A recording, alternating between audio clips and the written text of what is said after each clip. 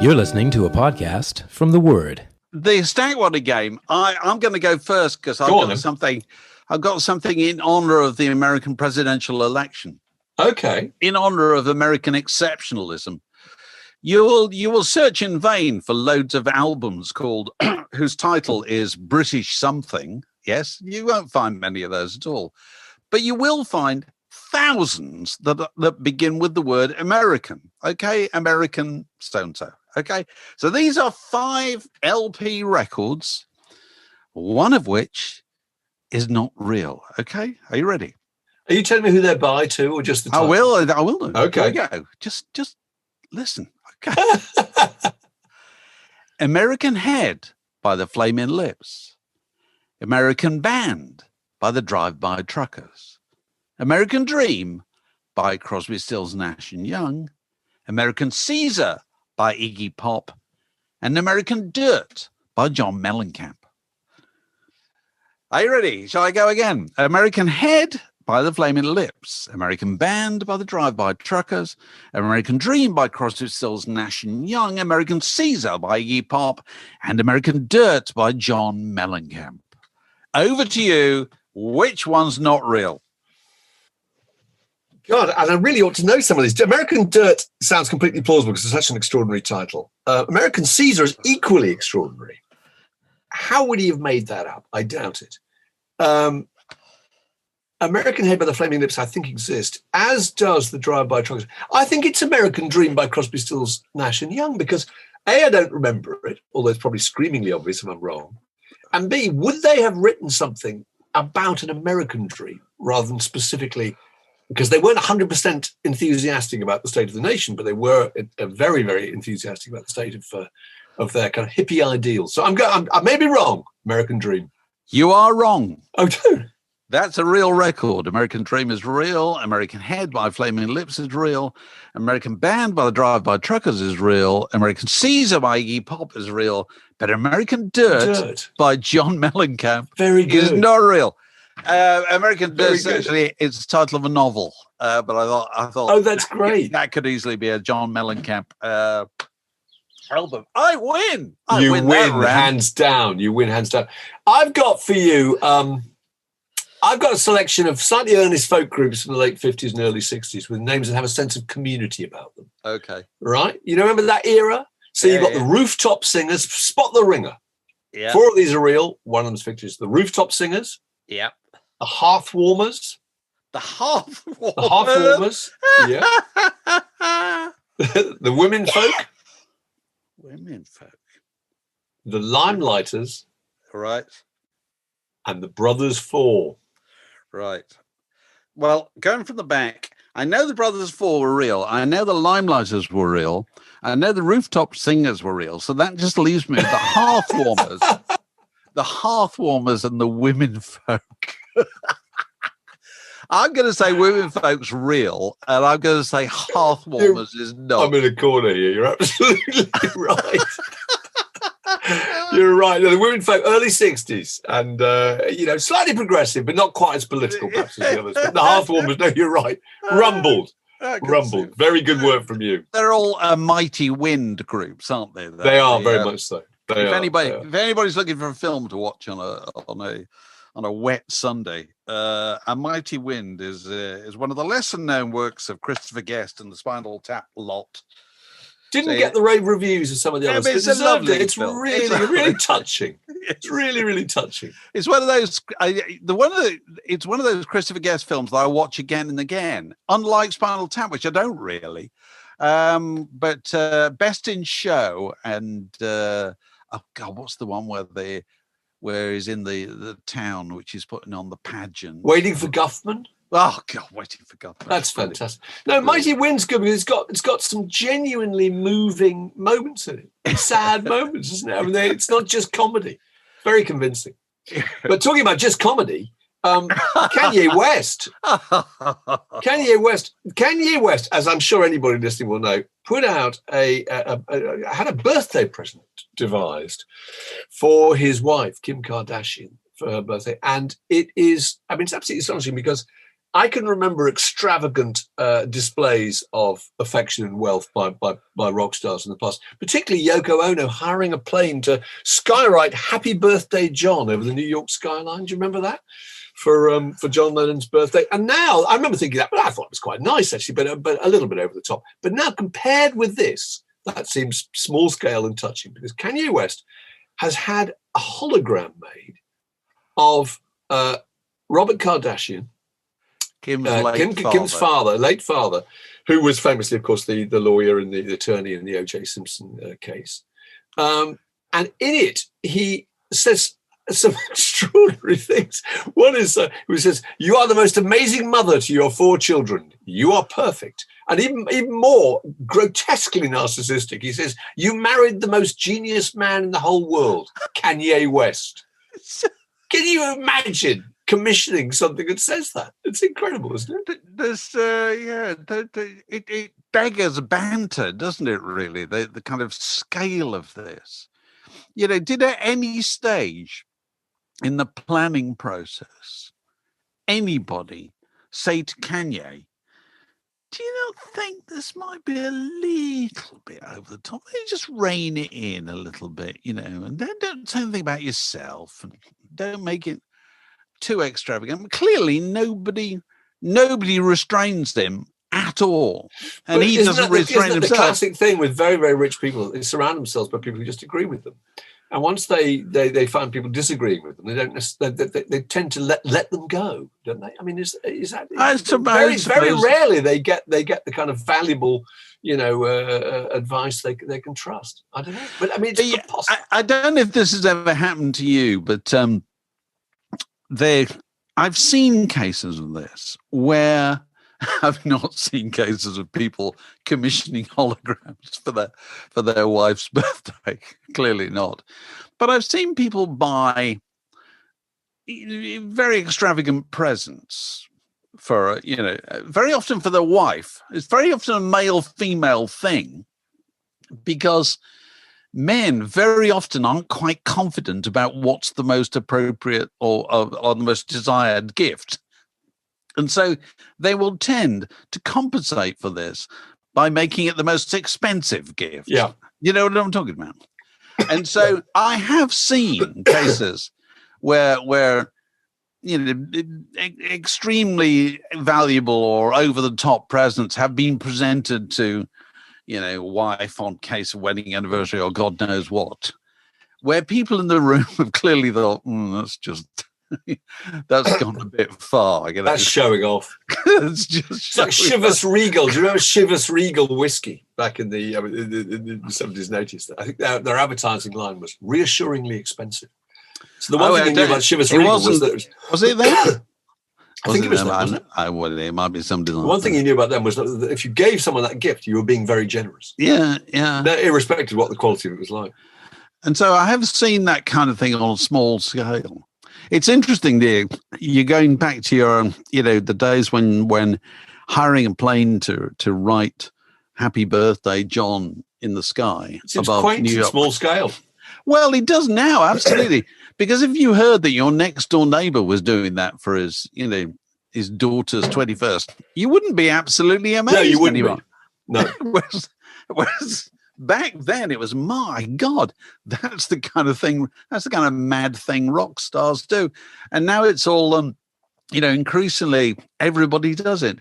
Talking of which, I don't know if you listen to this, a fascinating podcast. I was listening to an interview with a woman called Nina Schick. Oh, you were talking about, is this the information apocalypse? Yeah, she's written a book called I can't even say it. Infocalypse. Basically, we're heading for an information apocalypse. And basically, it's all about synthetic media. And in the future, most media will be synthetic. That there won't be a person at the other end of it who's devising and fashioning the message. There will be messages devised by machines, and you won't know what's genuine and what's not. And I heard it. She's talking about the idea of faking human images and manipulating voices, isn't it? And I think the expression they use is they can synthesize voices and they can hijack your biometrics. Yeah. Which is meaning that they can invent footage of absolutely anybody convincingly saying absolutely anything. Absolutely anything. And so, obviously we've got some idea of how those kind of technologies have changed the filmmaking process. The Irishman, Joe Pesci and Robert De Niro being artificially de-aged, and how you can change. And you can now get very simple kind of software that can put your face onto the face of a famous actor in any movie scene, can't you? Yeah. And they make it completely convincing. But the idea that any piece of footage that you ever wanted could be made to look absolutely real has just unbelievable repercussions as regards news media, doesn't it?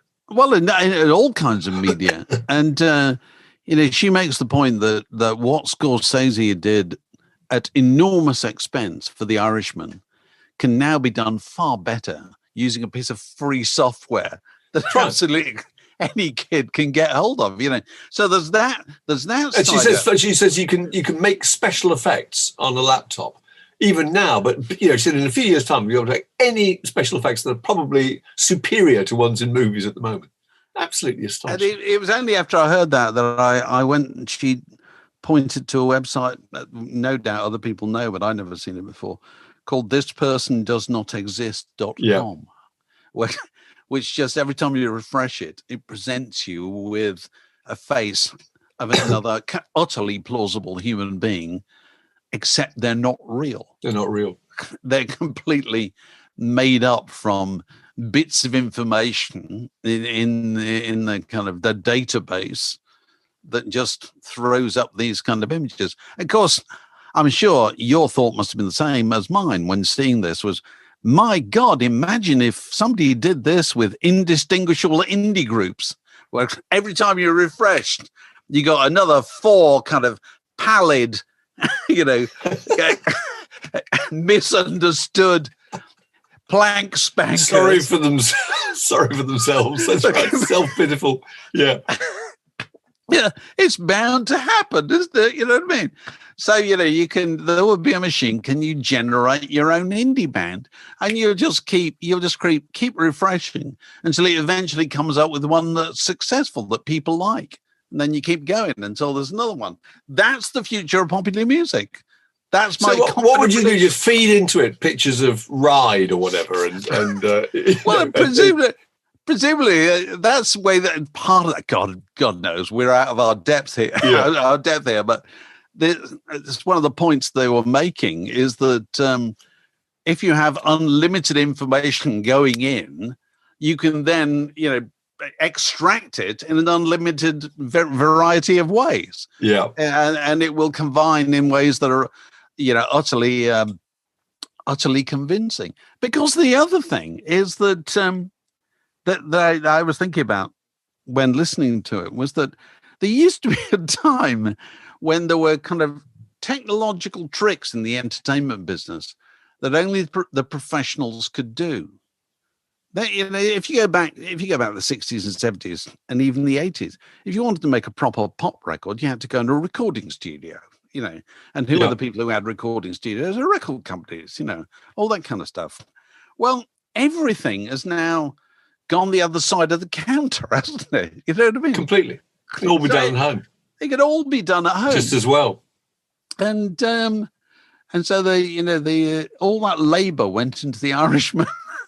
And then you can go and look on YouTube, and there's no doubt kids in Belarus who've done something, doing stuff just as impressive. Well, probably more impressive actually, because they've looked at what's happened before. So the other thing that struck me about the news element is that if you can invent anything at all of anybody saying anything, then if everything can be faked, everything can also be denied. Yeah. Can it? So well, we've just had 4-year presidency of somebody doing exactly that. Exactly that. And it's I don't know. So the title of this podcast will be I don't know. The Word Podcast. Prime cuts of popular culture served fresh each week. So Sean Connery has passed on at the age of 90. Which is a lot of golf, isn't it? It's a lot of golf. It's a lot. I mean, the mental image of him is in a pair of tartan trousers for me on golf courses in Scotland. interestingly exceptional in a number of ways, kept going for an awful long time. Arguably, I would say, the biggest British film star of our time. I can't think of a bigger one. I mean, No, that's a good like point. Charlie Chaplin belonged to an earlier era. Yeah. I can't think of anyone who was bigger. Not David. No, well, because they were big names, you know. Michael Caine been bigger. Michael Caine arguably is up there. Yeah. Talking of which, talking to whom? If you want to see a really good Sean Connery, Michael Caine film, have you ever seen The Man Who Would Be King? No. Oh God, this is a great film made by John Huston, based on a Rudyard Kipling story about two ne'er-do-wells out of the British Army at the time of the Raj, who end up being rulers of a small kingdom on the northwest frontier. It's a fantastic film. It's a really good film. Other remarkable things about Sean Connery, you know, he was a wig wearer, professional wig wearer who got away with it. You know what I mean? He turned up to make a film, and they fitted the wig, and nobody laughed at him, did they? You know? No, but I think he did the sensible thing, which he didn't carry on wearing the wig off screen, did he? I suppose so. So that's the good thing. Had he done that, they would have thought this is fraudulent and absurd, and he looks ridiculous. But he didn't. I can remember there was a Bond film. I can't remember which one it was. The last one he did when he was vigorously thatched, wasn't he? Big, re-thatched. luxuriant. Yeah, he had a proceeding hairline instead of a receding one. Right. So I was. What about the old star? Which I now can't remember now, but there was a story involving him on an ocean. On an ocean liner. I've got it. It's in this book. Oh, go on. I hold in my hand. You got it, yeah. Terrifically good book, actually. Which is Carly Simon's autobiography, Boys in the Trees, a memoir, where she writes about when she and her sister Lucy, who were probably in their early 20s at the time. Yeah. And very, very beautiful, very polished, very confident girls, offspring of a very well-connected publishing family. Yeah. And they went to London, I think it's 1965 or 66, I can't remember, mid-60s.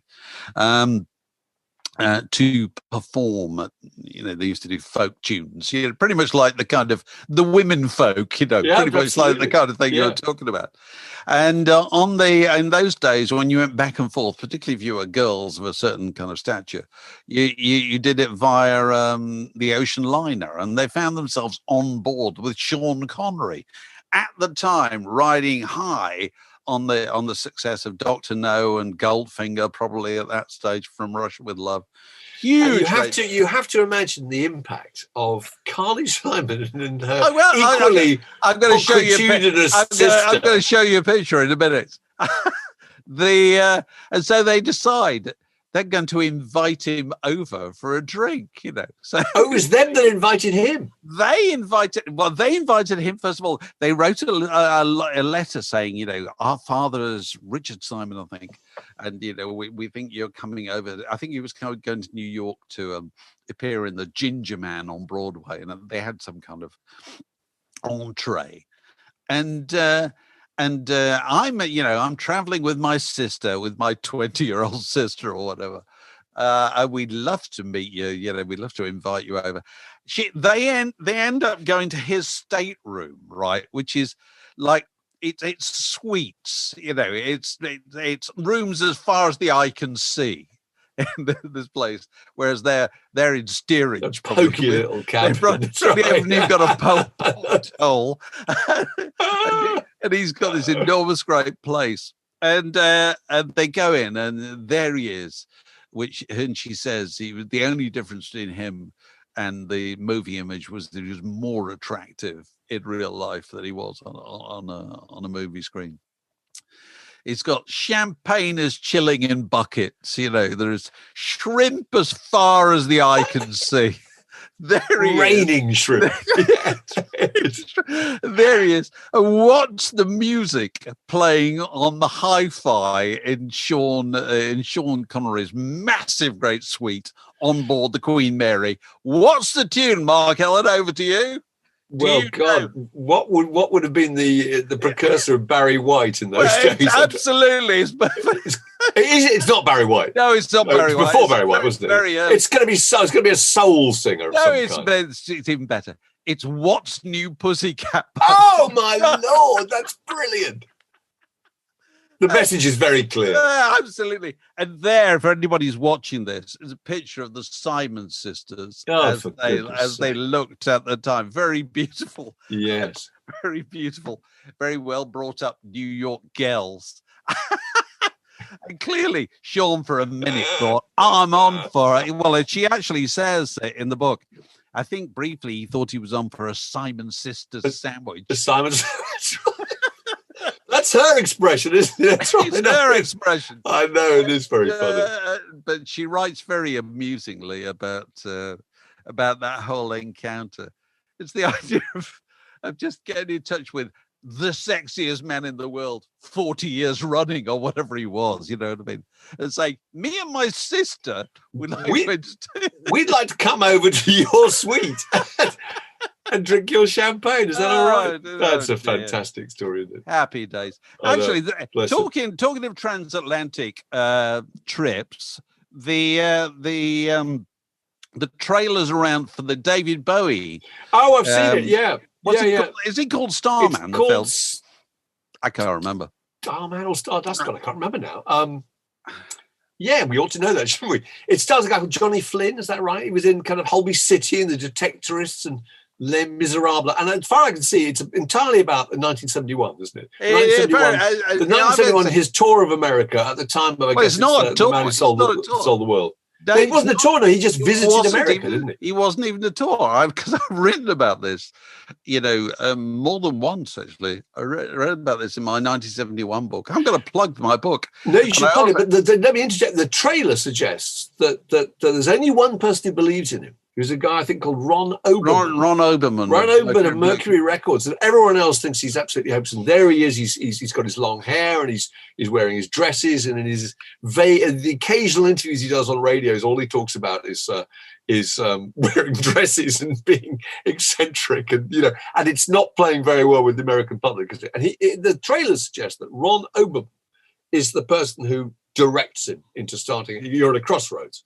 You either carry on doing what you're doing or you go for a major reinvention of yourself, which became Ziggy Stardust. Is that true? I put it to you. Well, I mean, certainly Ron Oberman was very, very important person in this. I mean, basically what happened was that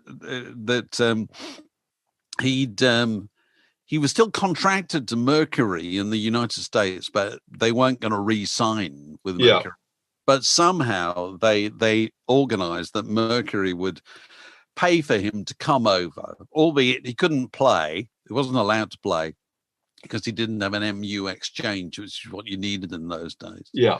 But he could come over and do a load of radio and do a load of press to meet some people. And Ron Oberman was clearly one of the people. He was head of PR at East Coast Mercury Records, and so Bowie actually flew into Washington, to DC, I think, and stayed with the Oberman family in Silver Spring, Maryland. It was inserted into a normal American home, which turned up with his kind of mad Veronica Lake hairdo and so forth. Because at the time, he was at real crossroads. He'd had Space Odyssey. Space Odyssey, and then kind of nothing had happened for 3 years, and they were giving up on it, weren't they? Really? Yeah, and but there were a few people at Mercury who were very interested. Paul Nelson in New York, and so basically, what's intriguing to me about that, I can see why somebody's made a film about it, because it was a very consequential 2 weeks in his life, because I think that's the 2 weeks when he changed what he was going to do, and I think he did it. It's transformational. It's I think he did it back a different guy because he was on his own. That's my point. And so what?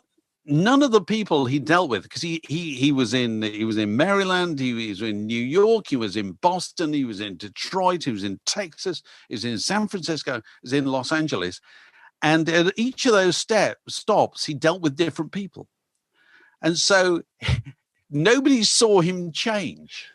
That's right. I mean? He was very slightly reinventing himself as he went along. He did. He clearly, on the plane or whatever, Don't they on the describe him as Greyhound being bus. incredibly funny and entertaining. And in fact, at that time, I think when he went there, he was quite an introspective, kind of serious-minded, inward-looking. He was a kind of stool squatting folky, He was Beckenham Arts Lab. It was all that kind of thing, And then he comes back, hey, I'm Ziggy Stardust, I'm a different kind of person, and it's a classic case of what happened to quite a lot of people, British people, when they went to America. It's just how life-changing that experience was. And it was a place that encouraged them to change themselves and to return to the UK as a different person. And so I can see why somebody made a film of it, because I think it lends itself to it. I mean, it's possibly oversimplified in terms of, yes, it was this one guy, whereas actually it was a few people. But that one guy existed, and I'm sure the bare bones of it are perfectly accurate.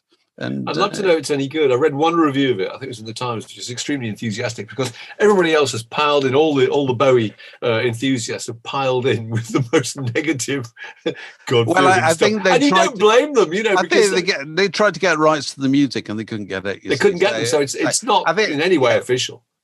Yeah, but But what we've discovered in the last few years is the official films aren't any more credible than the unofficial films. You know what I mean? Not really. Well, Rocket Man didn't have any of the Elton John music in it. They played it themselves, didn't they? And was an absolutely monumental hit. So these things don't necessarily make any difference. Yeah, but it doesn't make it true just because it's official. Absolutely. It can be a different thing altogether. Well, the Queen movie plays fast and loose with the truth, doesn't it? In loads of respects. And I remember we had, Leslie Ann Jones was on the podcast who'd written a book about Freddie Mercury and said there was something like, I can't remember now, like 37 massive factual inaccuracies in the movie. But it doesn't matter. No, so what? People don't care. They just want a good story. Yeah. This is a junction in the word podcast. It separates that bit from this next bit. So any other business? We're joined by Alex Gold. How are you doing, Alex? All right, not so bad. What have you been doing this weekend? I went to the pub with one of my old school pals last night. Oh my God, you have all the fun. I remember going to the pub. A local Pilsner, and went to bed. Great. God. Pure rock and roll. God, I'd love to. You're none of that for the next month, though. No, that is true. So we're going to have to, make the best of it. Put on a brave face, which I was attempting to do yesterday. Actually, I had a very enjoyable autumnal day yesterday, it was pouring down outside. I had the rugby on pretty much all day, just in the background. You were eating Old Rascals. Fat Rascal. Fat Rascal, not Old Rascal. Fat Rascal. Betty's Fine Confectionery, the Fat Rascal, which is a kind of super scone, Alex, if you can imagine. Super scone. Wow. And a cup of tea. I thought that's what autumn days are all about, the rugby. Hang comfort, on. Scone rather than scone. Just to double check. Now I've got to be careful about this, because as you know, I'm a northerner. So I would say, I was brought up and it was scone, but I'm aware that if I say that to people down in the south of England, they won't. Well, I'm from the south, and we had scones too. Actually, scone was ridiculously posh. Everybody saying scone was kind of. Well, your mother came from Nottingham, didn't she? She did. So you see that may have accounted for it. Yeah. And the other thing I was doing was just tidying up records. And so I was pulling out a few things that sounded just right to me in that time. And I thought to myself, there is such a thing as an autumnal record, isn't there? Oh, go on. What you got? And I found this one, and I played it a couple of times, and I absolutely loved it. And I always loved it, but, I refresh my memory as to why I love it. And that is this, which is the Finn Brothers. Everybody is here, or everyone is here. Everyone is here. Yeah. Came out in 2004. And the Finn Brothers Crowded House, Split Ends, very complicated story. They're always coming together and then going solo and so forth. And it also strikes me that all the best stuff they've ever done has started off as Finn Brothers records. So if you take things like Woodface, which had Weather With You and all those things on it, that started as a Finn Brothers record and turned into something else. And this is a brilliant, brilliant record. And it's so kind of warming in these difficult times. And it's got songs about being brothers in there. It's got a wonderful song called Disembodied Voices, which was inspired by their memories of sharing a room when they were boys, probably with bunk beds, and turning off the light and then continuing to talk to each other in the dark. And that's where the idea of disembodied voices comes. That's a lovely idea. And so it has loads of comfort value, and so that's my nomination as a great autumnal record. People have probably got other ones that autumnal track, I would say, is just one track. It's a jazz track actually. It's Duke Ellington's East St. Louis Toodaloo. All right. Which is an amazing thing, and it's. I think it was meant to be about the sound of the autumn leaves being blown by the wind, and it has this rising cadence. It's absolutely gorgeous. I think Astral Weeks is quite autumnal. Funeral by Arcade Fire, probably, maybe Blood on the Tracks. I don't know. There are various things that just have that certain atmosphere about them. I'm not sure if it's autumnal, but I've been turning to Tom Petty's "Learning to Fly" on massive repeat. Oh, really? Just that song. It's astonishing, just the way it's put together. It's just this freshness about it, It feels like an autumnal walk to me. Yeah. Well, they've just reissued or done a special issue of Wildflowers, haven't they? Tom Petty album with loads of additional previously unreleased tracks and so forth. And so I played the original record the other day, and that sounds really good. It's a lovely noise. So, people may have other nominations for their own autumnal favourites. If so, and we should mention the new patrons too. We've got various people signed up as subscribers. Very good. So can we thank, please, very volubly, Simon Nolan and Joe Wisby? Yes, applause. And Floating Our Boat, Mark Stevens, Matt Chase, Stephen Ray, and Andrew Orton. Well, welcome aboard. Welcome aboard, and we're very grateful. That's terrific. All of them. We've got some more Word in Your Attics coming up in the next few days, haven't we, Alex? We recorded one with Chris Difford, which has not gone out there yet, but will do soon, no doubt. Yep, the next couple of days. We're doing a couple more already this week, so there'll be more coming your way. There'll be the Friday evening quiz.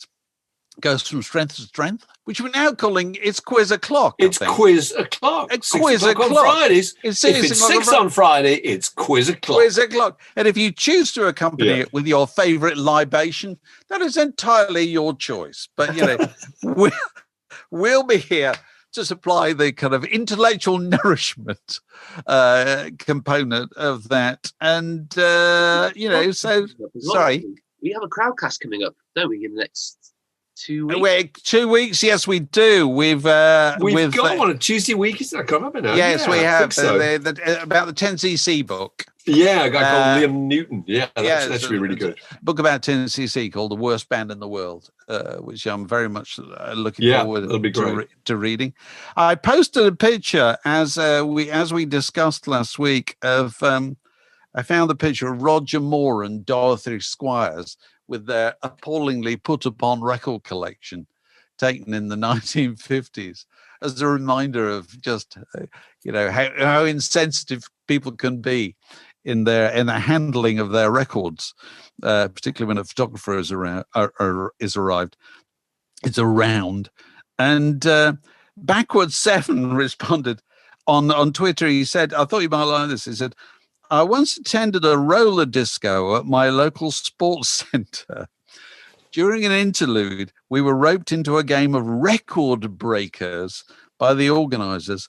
We sat on the floor in our skates and broke 7-inch singles into as many pieces as we could. A prize was awarded for the most pieces. Surely you must feel terrible about that now. Because I had a terrible phase where a mate and I had an old air gun and we used to throw up 12-inch singles that we didn't want. And we got been given to review and shot them like clay pigeon shooting, pull, and up would go, like Olivia Newton-John or whatever, And I still feel bad about that now. At the time, it seemed hilarious, but now it seems absolutely awful, destroying vinyl records. Wrong, very wrong. This podcast was brought to you by The Word.